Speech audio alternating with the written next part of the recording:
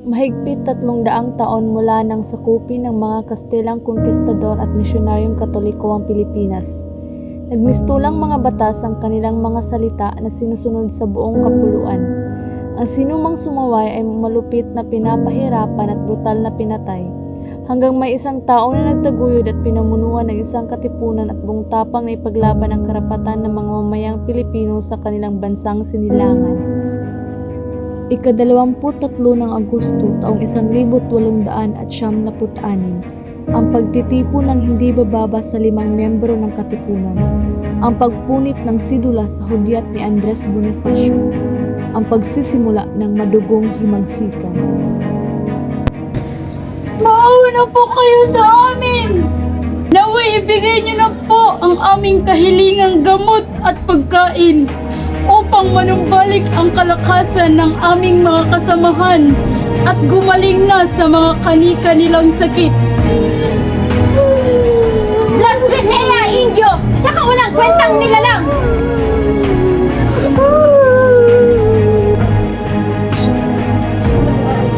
Di ko masikmura ang kalpastangang ginawa sa mga Espanyol sa aking kapwa Pilipino. Kumukulo na ang dugo ng Pilipinong nanalaitay sa aking katawan. Kailangang maiwasan na ito.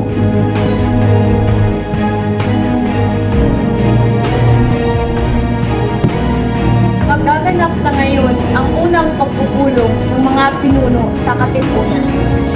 Kung sa pagkahanda na ito ay makakamit na natin ang minimiting kapayapaan, handa akong magbuwis ng buhay. Para sa bayan! Para sa bayan!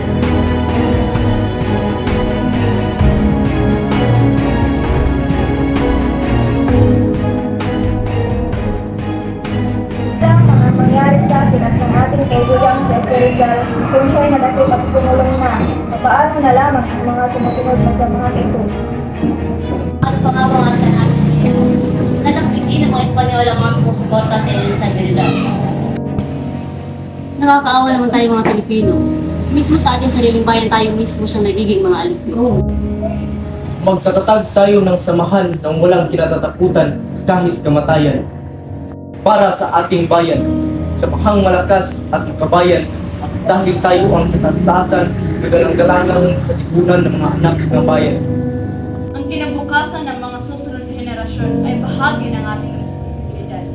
Tayong mga nauna, tayo na may lakas, tayo na may kakayahang lumaban, tayo na magpapagbibigay ng kalayaan na nararapat sa kanila. Malaki ang tiwala ko sa iyo bilang inang katipunan. Pinapaubaya ko sa iyo ang desisyon ng gawin kung ano ang sa tingin mo ang nararapat. Kayo'y makakasa at hindi mabibigo. Gagawin ko ang aking pagkaya upang pamunuan ang katipunan ito.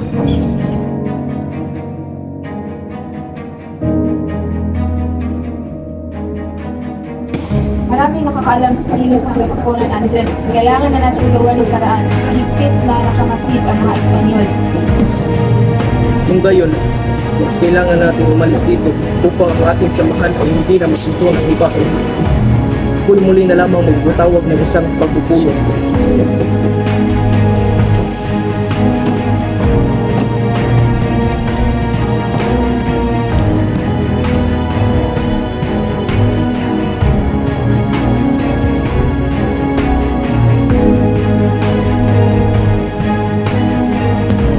Ang lahat ng pinuno ay narito upang magbigay ng mahalagang desisyon tungkol sa pag-aalsa laban sa Espanya.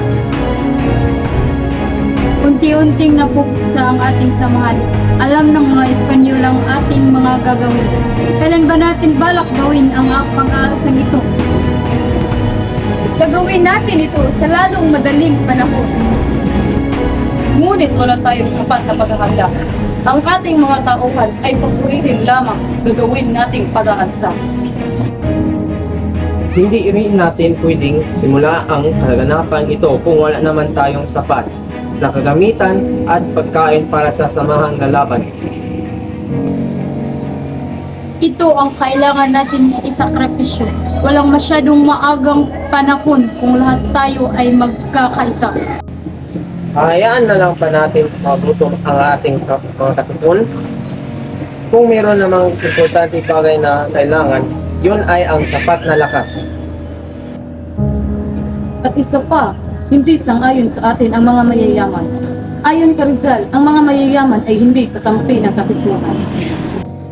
Masyadong maaga pa para sa pag-aalsa. Supremo, huwag nating madaliin ang laban na to.